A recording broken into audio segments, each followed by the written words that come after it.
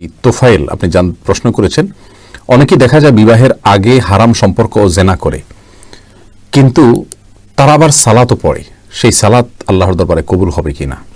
ভাই তোফায়েল, আপনি যে প্রশ্ন করেছেন এর চাইতে গুরুত্বপূর্ণ প্রশ্ন প্রাসঙ্গিক যে বিবাহের আগে যে প্রেমের সম্পর্ক, তথাকথিত প্রেমের সম্পর্ক একজন ছেলে এবং একজন মেয়ের সাথে থাকে, এই সম্পর্কটি যদি শারীরিক সরাসরি জেনা পর্যন্ত নাও যায়, তথাপি এটি এক ধরনের জেনা।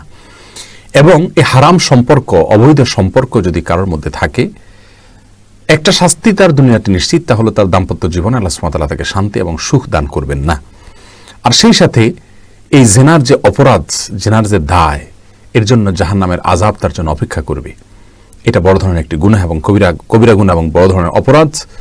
সেই সাথে যদি তিনি জেনা করছেন, অবৈধ সম্পর্ক রাখছেন কোনো মেয়ের সাথে বিবাহ বহির্ভূত, একই সঙ্গে তিনি সালাত আদায় করছেন, এরকম যদি হয়, আমরা আপনার প্রশ্নের উত্তরে বলবো তার সালাত কবুল হবে না, সেটা বলা যাবে না। বরং সালাত একটি স্বতন্ত্র ইবাদত, বরং এই অবস্থায় তার আরো ভালোভাবে সালাত আদায় করা উচিত। কারণ ইন্নাস সালাতা তানহা আনিল ফাহশাই ওয়াল মুনকার, সালাত মানুষকে অশ্লীল এবং অন্যায় কাজ থেকে বিরত রাখে, ফেরত রাখে, বাঁচিয়ে রাখে। যার কারণে সালাতের ব্যাপারে তিনি আরো বেশি মনোযোগী হওয়া দরকার।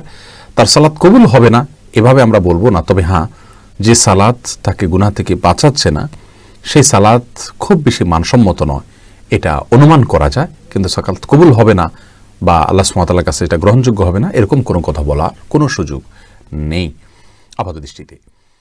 ইসলামিক ভিডিও পেতে চাইলে চ্যানেলটি সাবস্ক্রাইব করে পাশে থাকুন। আসসালামু আলাইকুম ওয়া রাহমাতুল্লাহ।